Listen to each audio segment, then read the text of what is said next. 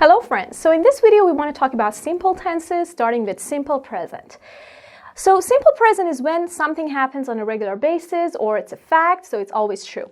For instance, I get up very early. Get up is an example of a simple present tense which agrees with the subject first person singular.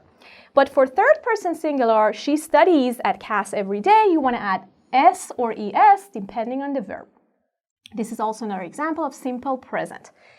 We have two kinds of verbs. We can also have to be. So be in simple present tense can be am, is, are. So depending on the subject, we are always busy. Let's look at the timeline.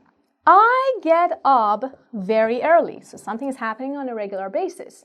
So if you want to make these verbs negative, the first two ones, you're going to have to use helping verbs do or does, or if you want to ask a question. And for to be, you're going to have to use am, is, are. So be is used for be and do or does are used for verbs other than to be. Next, we're going to look at simple past. So simple past, something happened at a particular time in the past. So it began and ended in the past. For instance, I got up very early. This is an example of simple past tense. We have two kinds. One is irregular, so the form changes, get changes to got, and we have regular form, which is easy, ed is added to it. So she studied at class yesterday. We also can have to be. So from the verb be, you can use was or were in the simple past tense. We were always busy. So on the timeline, I got up very early. I'm talking about something that happened in the past, began and ended. If you want to make a question, you can use did, which is a helping verb, for these two. And if you want to ask a question or make a to be in a simple past form negative, you can use was or were. For instance, we weren't always busy, or were you always busy? So next we're going to talk about simple future.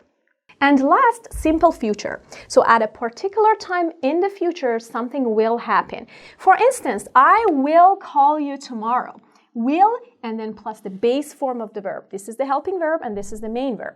So it does not matter what kind of subject we have. Is it first person singular, third person singular, or second person or third person plural? We always want to use will, and after that the simple form of the verb, meaning that something will happen in the future. We have two kinds of simple future, two kinds of future tenses rather. I am going to study later. So I am going to study. Be going to, am, is, are, plus going to, and then plus the verb makes be going to future tense. And make sure that after to, no s, no ed, no ing is added to it, should be in the base form. If you want to make this one negative, or if you want to ask a question, you're going to use will, same thing. Like, will you call me tomorrow? I won't be there tomorrow. Be going to, you want to use the same thing. So I am going to study later. Are you going to study later? I am not going to study later. So negative and questions using be going to. And let's look at a timeline. I will call you tomorrow. At a particular time in the future, I will call you. Thanks for watching.